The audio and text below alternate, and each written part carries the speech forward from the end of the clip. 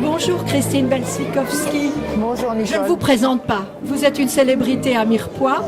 On connaît votre travail sur la Révolution française, les dissidences de Jean Dabaye, les dissidences d'Abraham Louis.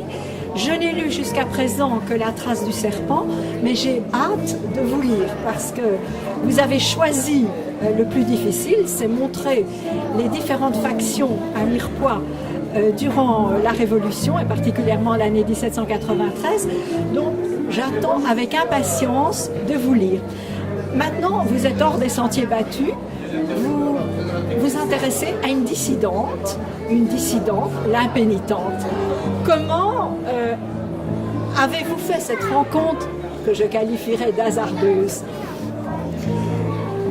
Le hasard, la rencontre de deux séries causales. J'ai poussé la porte d'une galerie un soir d'hiver, alors que je n'habitais pas encore Mirepoix. J'étais attirée par des fleurs étranges dans une lumière fluo et j'ai vu une petite dame à qui j'ai acheté une gravure et quelque chose m'a intriguée dans sa façon d'être et dans son discours.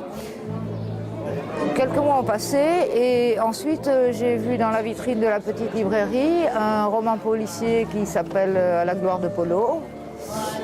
J'ai compris que c'était la même personne que j'avais vue à la galerie. J'ai acheté ce roman policier. J'étais très surprise parce qu'il était écrit selon une grammaire au féminin. Donc il met au féminin tous les hommes, tous les animaux mâles. Ça m'a fait rire. Interpellée. Voilà, interpellée, à la fois intriguée, fait rire. Et j'ai eu envie d'aller interroger la baronne donc, dans sa nouvelle galerie.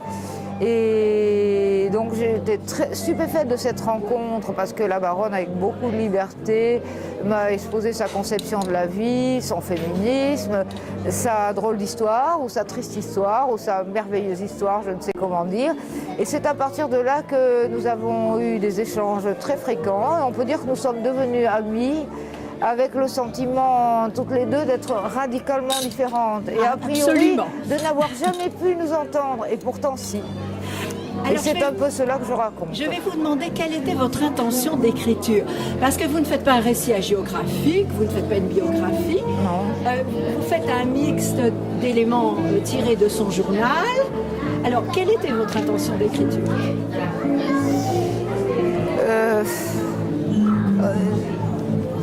Naïvement, j'ai eu envie de rendre compte de ma perception, mon sentiment du personnage. À partir justement de la différence que j'avais par rapport à un tel personnage. Vous m'avez parlé d'un récit à deux voix. Alors comme la baronne m'a prêté ses journaux, je les ai lus, ce matériau m'a interpellée là encore, je lui ai demandé l'autorisation de m'en servir, elle était tout à fait volontaire pour cela. Et petit à petit, son discours s'est infiltré dans le mien et effectivement nous sommes arrivés, elle en convient elle-même, à un récit à deux voix, avec deux styles qui sont très très différents. Puisque la baronne a dans son style, en plus c'est un style de journaux intimes, donc qui est très lâché, très libre, alors que le mien est beaucoup plus tenu parce que j'ai été professeur toute ma vie. Donc... Mais c'est ce qui fait l'intérêt voilà, à la lecture. Voilà, on est passionné par c'était drôle femmes. pour nous-mêmes parce que je lui ai transmis chapitre par chapitre ce que j'écrivais pour être sûre qu'elle ne ferait pas barrage, par exemple, à ce que je pouvais écrire, mais elle a suivi bien volontiers et ça nous a fait rire les premières. Maintenant, votre titre, le choix de votre titre.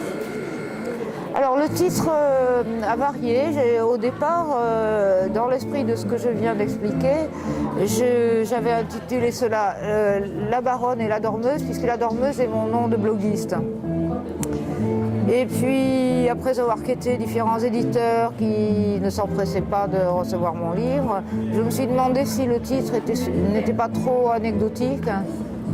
Et j'ai pris conscience aussi que je pouvais mettre l'accent sur le phénomène de la rupture dans la vie de la baronne, qui a décidé de toute la suite et de cette liberté qu'elle a pu se donner loin des châteaux. Et comment la définiriez-vous comme artiste?